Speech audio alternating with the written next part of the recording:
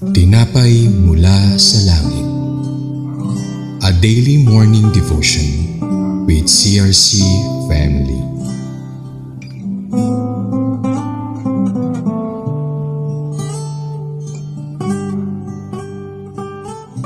Mapagpalang umaga po sa bawat isa. Happy New Year po sa inyo. Tayo po ngayon ay nandito sa Tinapay Mula sa Langit, ang ating pang-araw-araw na devotion sa salita ng Diyos. Tayo po ay nasa episode 762 na po at nagpapatuloy po tayo sa ating pag-aaral sa libro or aklat ng Numbers or Bilang, Chapter 4. Tayo po'y magpapatuloy sa 15 to 20. Bago po yan, tayo po'y manalangin. Aming Diyos na makapangyarihan sa lahat, salamat po sa iyong kabutihan, sa iyong pag-ibig, katapatan, sa panibagong taon na iyong pinagkaloob sa bawat isa sa amin upang kami ay patuloy na makaganap at mapaglingkuran ka pa po namin, O Diyos. Salamat po, Panginoon, sa bagong pag-asa, sa aming pag-aaralang salita na ibibigay mo sa bawat isa sa amin. Sa iyo po namin binabalik ang lahat ng ito sa tanging pangalan ni Jesus. Amen at amen. Tayo ibabasa sa mga Bilang, chapter 4, verses 15 to 20. Sa verse 15, kapag ang todang tipanan at ang lahat ng kagamitan dito'y naibalot na nina Aaron o Aaron at ng kanyang mga anak, ang lahat ng ito'y dadalhin ng mga anak ni Kohat, ngunit huwag nilang hahawakan ang mga sagradong bagay sapagkat mamamatay ang sinumang humawak sa mga sagradong kagamitang ito. Ito ang mga tungkulin ng mga anak ni Kohat tuwing ililipat ang todang tipanan. 16. Si Eleazar na anak ni Aaron o Aaron ang mga ngalaga sa langis para sa ilawan sa insenso sa karaniwang handog na pagkain butil at sa langis na pantalaga. Siya rin ang mamamahala sa buong todang tipanan at sa lahat ng kagamitan dito. Verse 17, sinabi ni Yahweh kina Moises at Aaron. 18, huwag ninyong papabayaang mapahamak ang sambayanan ni Kohat. 19, sa paglapit nila sa mga ganap na sagradong kasangkapan para hindi sila mamatay. Ituturo sa kanila ni Aaron or Aaron at ng mga anak nito kung ano ang dapat nilang dalhin at kung ano ang dapat nilang gawin. At last verse 20, ngunit huwag na huwag silang papasok upang tignan kahit sandali lang ang mga sagradong bagay doon sapagkat tiyak na mamamatay sila sa sandaling gawin nila iyon. Pagpalain po ang salita ng Diyos. Pinagmagatan po itong the moving of furniture and utensils. Kung babalikan po natin ang ating pinag-aralan ng chapter 3 na kung saan nagkaroon po ng census ang Levites at binigyan po sila ng responsibilidad ang mga Kohat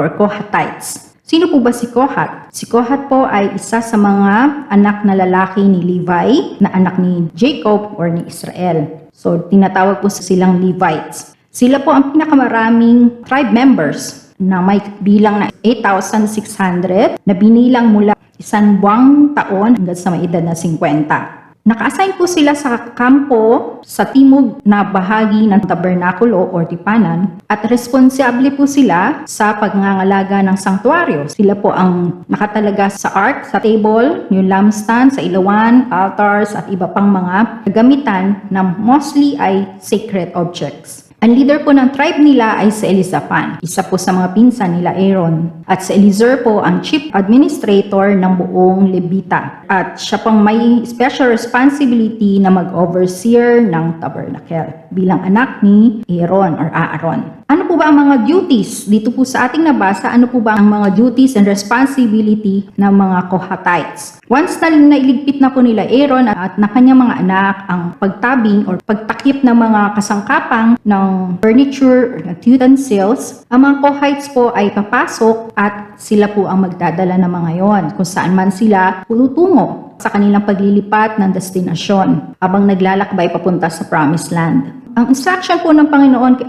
Moses at Aaron ay ma-preserve po ang Kohatites. Sabi po doon sa verse 18 na huwag niyong papabayaan mapahamak ang mga sambayanan ni Kohat. Actually po si Kohat po ay lolo nila Aaron tsaka ni Moses. Anak po sila ni Amram. So ito po bali ang mga first cousins nila Aaron at Moses. Kaya nais din ng Panginoon na protektahan po sila dahil liban po sa kamag-anak po nila ito, sila po ay nagtutulungan. Sila po ang katuwang ng high priest na si Aaron. May 5 pong instruction ang Panginoon kay Moises at Aaron tungkol po sa ating mga Kohatites, sa kanilang responsibilidad at kanilang mga dapat gampanan. Unang-una po, kailangan po silang i-preserve. Sabi po sa verse 18, huwag ninyong pabayaang mapahamak ang sambayanan ni Kohat. Lagi po silang papaalalahanan kung kailan po sila papasok at lalabas upang hindi po sila magaya dun sa mga anak ni Aaron. Pangalawa po, they must live and not die when they approach the most sacred objects. So hindi po dapat sila lumapit sa sagrado, lagi silang palalahanan. Pangatlo, si Aaron at ang mga anak niya ay laging dapat kasama nila kapag papasok dun sa sagrado, sa tabernacle, upang ma-preserve ang kanilang mga buhay.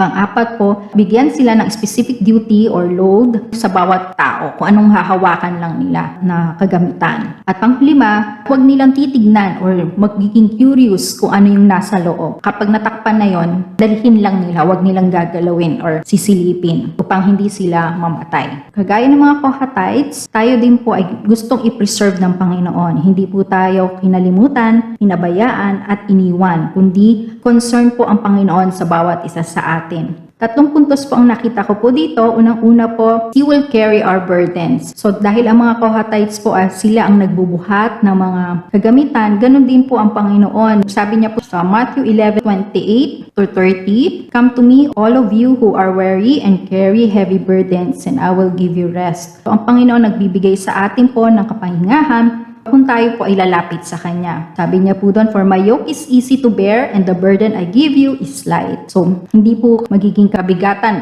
ang ating buhay kung ibibigay po natin, ilalagak natin ito sa Panginoon. Pangalawa po, He understands our weaknesses. Of course, ang mga Kohatites po, nagbubuhat sila ng kagamitan, kaya mas mabigat po yun dahil kung mabigat yung na-assign sa'yo, talagang mahihirapan magbuhat. Pero sabi po sa Hebrews 4:9 at saka sa 14-16, "So there is a special rest still waiting for the people of God. So then, since we have a great high priest who has entered heaven, Jesus, the Son of God, let us hold firmly to what we believe." Meron po tayong high priest na nakakaintindi po ng ating mga kahinaan. "For He faced all the same testings we do, yet He did not sin. So let us come boldly to the throne of our gracious God. There we will receive His mercy and we will find grace to help us when we need it most." So ang Diyos lamang po ang ating kapahingahan. Kapag tayo po hihina, lumapit lang po tayo sa Panginoon, tayo po kanyang i-comfort at tayo po papalakasin niya. At lastly po, He wants us to obey Him. So hindi po nagreklamo ang mga Kohatites na bakit mabibigat yung kanilang dala or ayun ang kanilang trabaho is magbuhat. Sabi po sa Psalms number 2 verse 11, "Serve the Lord with reverent fear and rejoice with trembling." Sa ating pong paglilingkod, saan man po yan, magpagbuhat, kumakanta man, nagba-back up, ano man po ang inyong paglilingkod sa Panginoon, ano man po ang inyong ministry, kung ito po man ay napakaliit lang, pero napakalaki po niyan sa Panginoon. Kung paano po yung Kohatites, may concern ang Panginoon sa kanila, how much more po tayo ngayon. Kaya, serve the Lord with reverent fear and rejoice with trembling. So, nais na Panginoon tayo po, maliit o malaking bagay tayo po ay mag-rejoice na may paglilingkod sa Panginoon. Sabi nga po sa 1 Samuel chapter 15:22, "What is more pleasing to the Lord, your burnt offerings and sacrifices, or your obedience to His voice? Listen, obedience is better than sacrifice, and submission is better than offering the fat of rams." So, nais na Panginoon is obedience po. Sa ating pagtatapos, sabi po sa Psalms Song number 55,